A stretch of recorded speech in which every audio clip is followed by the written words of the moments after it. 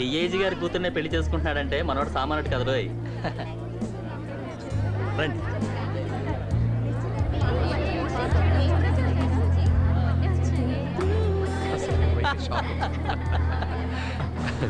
అసలు ఏంది రమేష్ రాజ్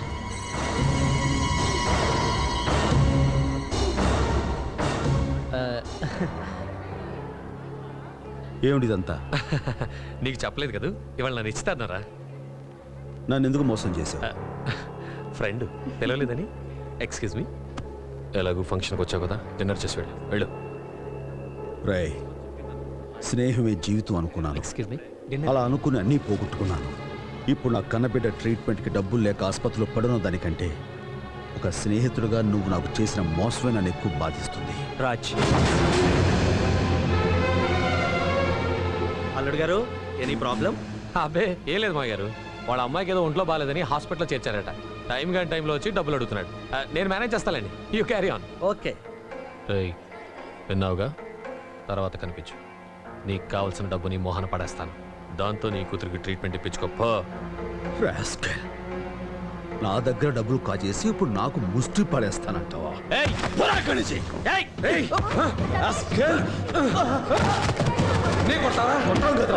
పోగులు పెట్టా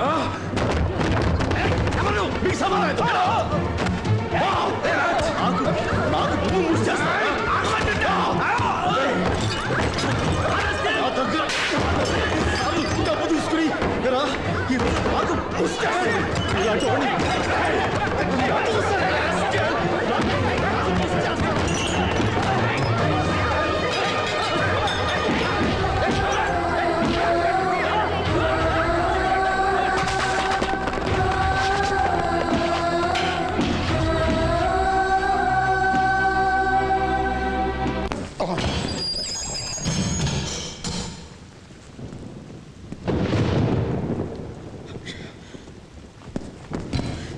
ఎస్ఐ గారు, నన్ను వదిలిపెట్టండి. నా బిడ్డ హాస్పిటల్లో చావుబతుల మధ్య ఉంది. ప్లీజ్. డిఐజీ గారు అల్లుని కొడతావరా? నువ్వు అరిచి గీ పెట్టినా కూడా నేను వదలను. అంత మాట్లాడకండి, నన్ను నమ్మండి, మీకు ధనం పెడతాను. Please. Shut up. My God.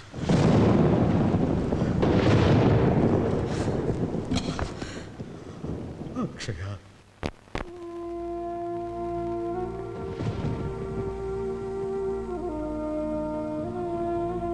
ఇంతవరకు రాలేదండి. ఏం జరిగిందోనమ్మా, నేను వెళ్ళి చూసొస్తాను.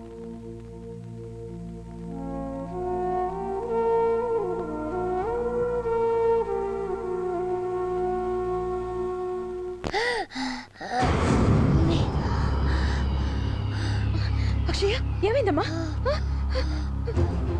సిస్టర్, సిస్టర్, ఏమైంది? డాక్టర్ గారు, పాపకు ప్రాటం లేదు. అక్షయ, అక్షయ,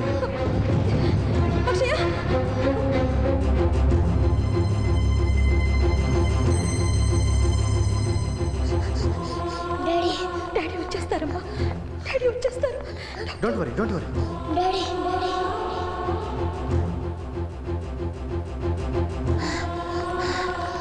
డాడీ, డాక్టర్.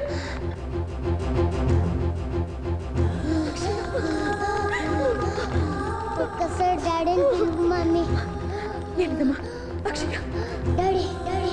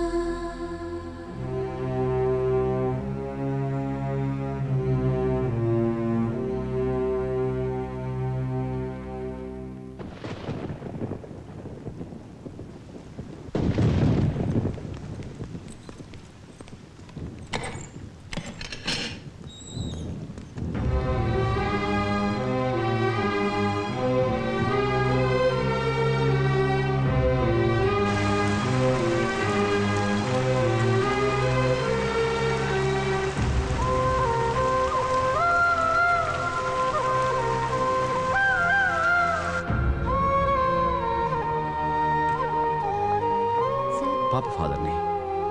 సార్ పాప చనిపోయింది.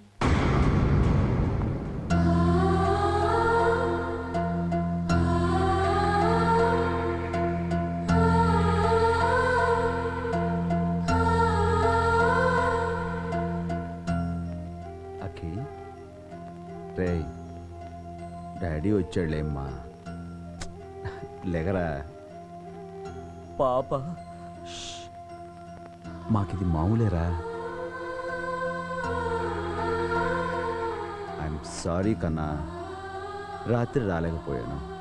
నాన్న లేకరా. ఇక పాప మనకి లేదురా.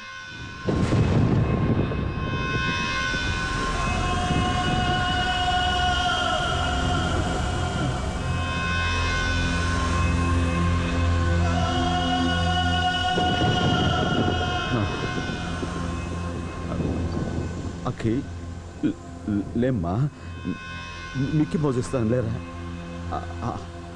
Ice cream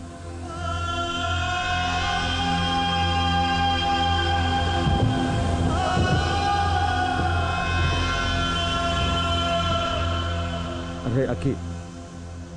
Raj no no.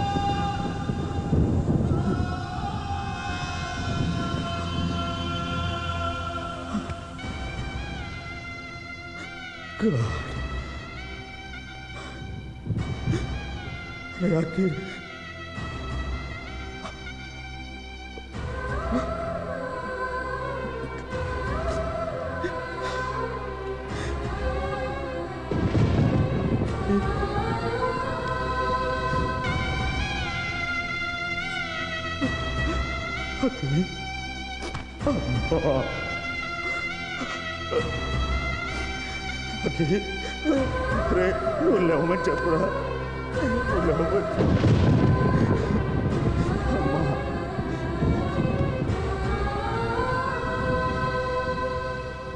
దూరంగా పోకి దొరకనంతగా, తిరిగొచ్చే దారి తెలియనంతగా,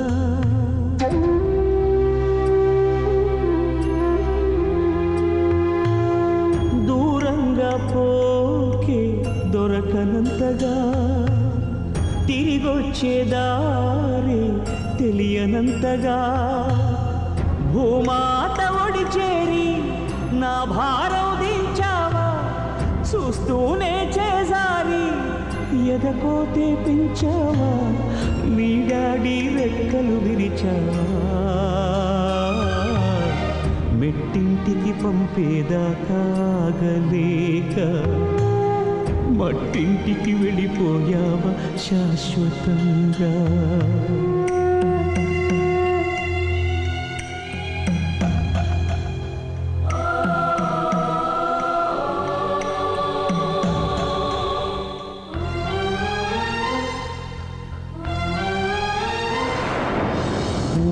కొట్టే పాపాయి రాని రాదని తెలిసాక, కథలన్నీ కంచికి పోవచ్చిన్నబోయి, పడుకోవేమంటూ ఎప్పుడైనా నిన్ను కసిరానా, అయితే చూడంటూ అలిగావా నా పసికోనా, ఏనాడు లేవను అంటూ పడుకుంటున్నావా, నూరేళ్ల నిద్రతోని రెప్పలు మూసావా.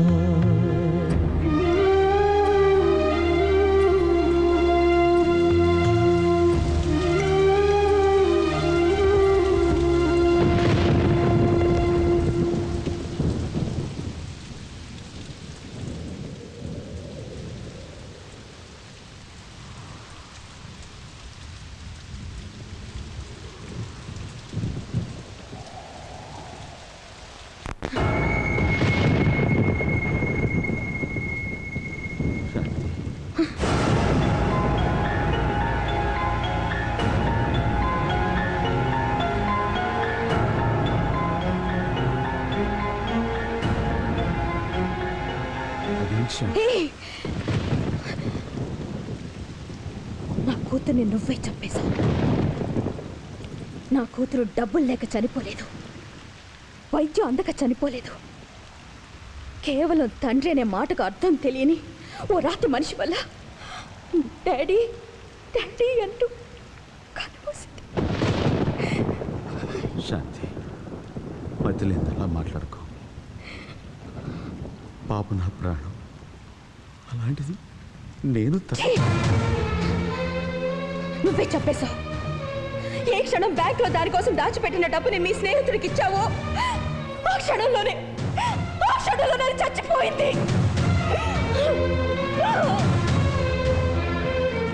లోకానికి నువ్వు ధర్మమూర్తి, దానకర్ణుడు కావచ్చు, కానీ నాకు మాత్రం నువ్వు నా బిడ్డని చంపిన హంతకుడివి.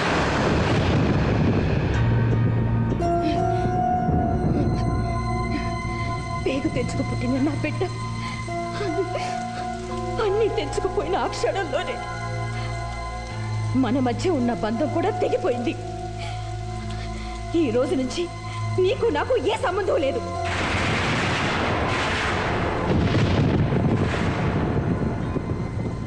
భార్యగా నేను కోరుకున్నది నా బిడ్డను నాకు దక్కించమని, అది కూడా చేయలేకపోయావు.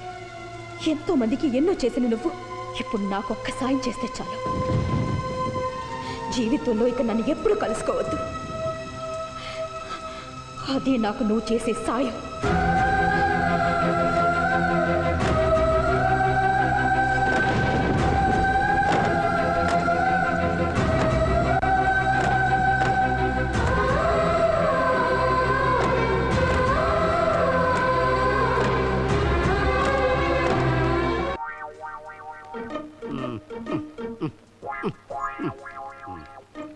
ఖాళీ లేదు. ఏంటి సార్ ప్రాబ్లం? ప్రాబ్లం ఏం లేదండి. నేను ఏ క్షణంలోనో పోవచ్చని డాక్టర్లు చెప్పారు. నేను చనిపోయినా బతకాలన్నది నా కోరిక. అందుకని నా కళ్ళని, నా గుండెని, నా లివర్ని, నా కిడ్నీస్ని ఎవరికైనా దానం చేయదలుచుకున్నాను. ఆపరేషన్ మరో గంటలో చేయబోతున్నాను. ఆహా, ఎంత గొప్పోళ్ళు సార్ మీరు. దీనికి వెళ్ళాలి. సీటు దొరికింది. ఈ హాస్పిటల్లో కూర్చోడానికి సీటు దొరకట్లేదండి. కాళ్ళు పీక్కిపోతున్నాయి నాకు. ఏం మర్యాద? ఎందుకు నేను నడిచి రాగలగా? ఇలాంటి గొప్పలు నడవకూడదు సార్. అంటే ఏం ట్రీట్మెంట్, ఏం ట్రీట్మెంట్? Thank you sir. మా హాస్పిటల్ గురించి మీరు ఏమనుకుంటున్నారు? హాస్పిటల్ అత్తారిల్లులా ఉంది. Thank you very much. మీ కళ్ళు సార్ చాలా బాగున్నాయి. చెప్పారు. మీ హార్ట్ సార్ బ్యూటిఫుల్. చెప్పారు. మీ liver very very good sir. ఆఖరికి మీ కిడ్నీ సార్ పర్ఫెక్ట్ కండిషన్ లో ఉన్నాయి. అబ్బా, ఎప్పుడు టెస్ట్ చేశారండి బాబు? ఇంత బాగా చెప్తున్నారు మీరు. మీరు FRCS కదా? అవునండి. నేను అనుకున్నాను. సరే, మీ ఆఖరి కోరిక ఏమిటి సార్? నా ఆఖరి కోరిక ఏముంటుంది చెప్పండి. పైకి పోతూ నా చేతులతో ఏం తీసుకుపోగలను? ఆహా, thank you sir. Thank you. Doctors come on, let's go to the operation theatre. Operation ready చేయండి. ఆపరేషన్ ఎవరికి? మీకే. నాకెందుకు? మీకు కూడా నాకున్న భావాలే ఉన్నందుకు నేను ఎంతో గర్వంగా ఫీల్ అవుతున్నాను. ఏంటా భావాలు? నేను నా కళ్ళని, నా గుండెని, నా లివర్ని, కిడ్నీస్ ని దానం చేయదలిచాను. మీరు కూడా వాటిని దానం చేస్తున్నందుకు నేను మిమ్మల్ని అప్రిషియేట్ చేస్తున్నాను. అప్రిషియేట్ చేయి. ఈ కేసు మీదన్నమాట. కుర్చీ ఖాళీగా దొరికింది కదా, నీ వీల్ చైర్ లో కూర్చుంటే పట్టుకొచ్చి ఇక్కడ పార్సల్ తీసేస్తారా? ఆగండి. దానం చేస్తే మీకు పోస్ట్ మార్టం ఫ్రీ. నీ పిండాకుడు ఫ్రీ. నువ్వు చేయించుకో post mortem. Post mortem free అని పార్సల్ ఇచ్చేస్తాను.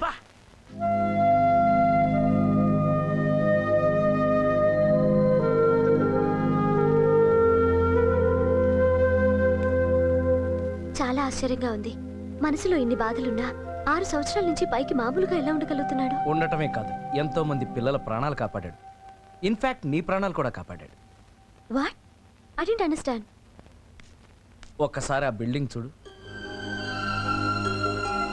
దాని మీద ఏమి రాసిందో చదువు. అక్షయ ఫౌండేషన్. అక్షయ అంటే ఎవరో తెలుసా? రాజు కూతురు. అంటే ఈ ఫౌండేషన్ అంతా రాజుదే. డబ్బు లేకపోవటం వల్ల తన కూతురు చనిపోయిందని, అలాంటి పరిస్థితి ఏ బిడ్డకి రాకూడదని ఆ కష్టాన్నంతా తనలోనే దిగమింగుకుని తన బిజినెస్ టాలెంట్తో ఎంతోమంది పిల్లలకు ఉపయోగపడేటట్టుగా ఈ ఫౌండేషన్ కట్టాడు. ఖరీదైన వైద్య సహాయం, పెద్ద పెద్ద డాక్టర్లు అన్నింటినీ పసివాళ్ల కోసం ఏర్పాటు చేశాడు. ఏ విధమైన ఫీజులు తీసుకోకుండా ఉచిత వైద్య సదుపాయం అందుబాటులో ఉండేటట్టుగా చేశాడు. తను ఫౌండేషన్ యజమానిగా ఎవరికీ తెలియనీక వాలంటీర్స్లో ఒకటిగా ఉంటూ వాళ్ళతో కలిసిమెలిసి సర్వీస్ చేస్తున్నాడు. పోయిన బిడ్డ జ్ఞాపకంగా ఓ గదిలో పాప రూపాన్ని పెట్టుకుని ఈ ఆసుపత్రిని ఆ పాపకి అంకితం చేశాడు.